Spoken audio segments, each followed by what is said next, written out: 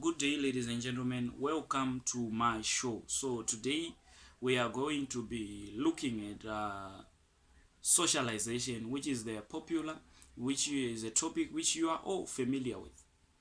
Okay, so we are going to we are going to first define what socialization is. We are going to look at how socialization promotes acceptable behavior in the society or UNO. Okay, we are also going to look at the types and approaches of socialization, which I have here is four, which I'm just going to give you. And we are also after that we are also going to look at the significance of socialization. When we've just looked at that, I think we'll be done with the topic, and it is not going to waste much of your time. So make sure you tune in on this show. Okay, so I'm going to start by defining what socialization is. Okay, so socialization, it is the lifelong process, okay, whereby an individual becomes self-aware and a knowledgeable person through learning the norms and values of his or her society. So an individual now is becoming aware and knowledgeable through learning the norms and values of his or her society. This is a simple definition. Or another simpler definition is socialization is whereby an individual is being fixed with the norms and values of his or her society. Just a simple definition like that. Okay, so we are going to look at how does socialization promotes UNO in the society, or how does socialization promotes acceptable behavior in the society. So to start with, socialization promotes UNO in the society through instilling the child with what? With respect to elders in the society. So in the family, a child is taught to respect what? His elders. An infant is also taught to respect each and every elderly person in the society. So okay, so another way that socialization promotes acceptable behavior or UNO in the society is through division of labor. Okay, so girls and boys, they are directed towards different what? Duties and hobbies. Okay, so what happens now is that this promotes UNO because girls now, they know the certain roles which they need to play as they grow up, and boys as well. Okay, so another way that socialization promotes UNO in the society is through the school, the hidden curriculum. So in different educational sectors, there is what is known as the hidden curriculum. If you want, I have made a video on that. You can check what the hidden curriculum is. So the hidden curriculum now, these are things which are not stipulated in the educational syllabus, but they are being practiced at school. For example, the respecting of authority. So this allows now an individual that whenever you go to work, you are able to respect your what? You are able to respect your elders or people on top of you. Okay, so another thing we are going to look at now is the types or approaches of what? Of socialization. So I have four approaches or types of socialization which I have with me. So I have primary socialization, I have secondary socialization, I also have developmental socialization, and I have re-socialization and anticipatory socialization. Okay, so I'm going to first describe what primary socialization as a type of socialization is.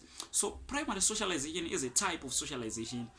It is whereby a child learns or is fixed by the norms and values of his society or her society in the family. So the family plays the what? Primary socialization. It is the family that first socializes an individual, and that becomes primary socialization. So during primary socialization, a child is taught to be aware, for example, dangers of fire. A child is taught not to interact with strangers. A child is taught to learn language. A child is taught to communicate with others. Okay, so moving on, we need to look at what is known as secondary socialization. So secondary socialization, now defining this term, is very simple.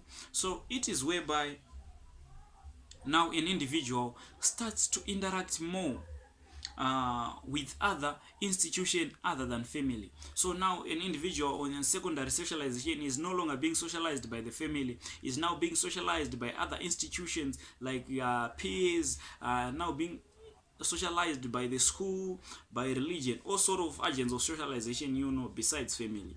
Okay, and media as well. Okay, so it takes place outside home. That's where secondary socialization takes place. Okay, so you can just that is simple. I think I have well defined.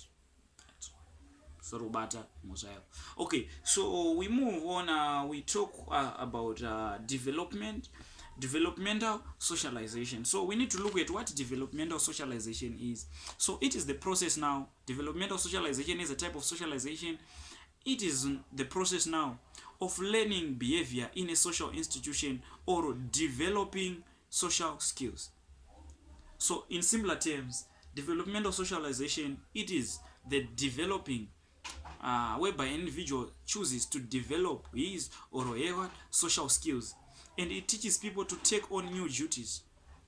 Okay, let's take for an example, an individual is now being socialized. Let's take for an example, at a teacher's college. You are now being taught to become a teacher. You want to advance your skills as a teacher, and now that's where you are trying to develop the skills. So that is developmental socialization. Okay, so we need to look at what is called as anticipatory socialization, from the word anticipating, as a type of socialization. So, or as an approach of socialization. So anticipatory, from the word anticipating, it is whereby non-group members now learn to take the values and standards of groups that they inspire to join.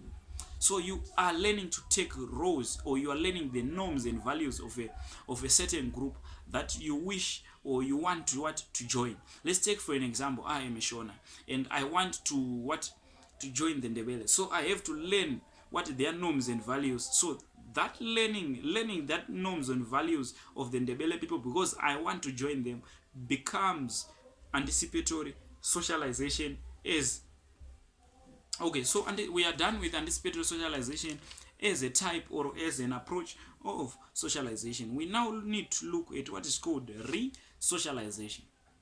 So from the word refers to a process of discarding former behavior patterns and accepting new ones. So you are now removing, or you are now deleting whatever you were taught as a Zimbabwean, and you are now starting to learn maybe the ways of the people in the United States of America. You are discarding the way you were socialized. You are discarding your norms and values of the society. That becomes what? Re-socialization. You are being socialized again. Okay, so now we need to look at the significance of socialization. I'm just going to count out to 3. I think you have your own significance or importance of socialization. Okay, so I'm just going to give you 2 because this is simple. When an individual is socialized, socialization enables people to communicate. Socialization teaches language. It is through socialization that individuals are taught division of labor. Gender roles are taught through socialization, all sort of things, also sort of stuff. So there are a lot of significance of socialization. So that's all, guys, on socialization. I think according to our heritage syllabus, this is all you need to know, and I've just given it all in 8 or 9 minutes. So please, guys, don't forget to tune in on this show. Cheers.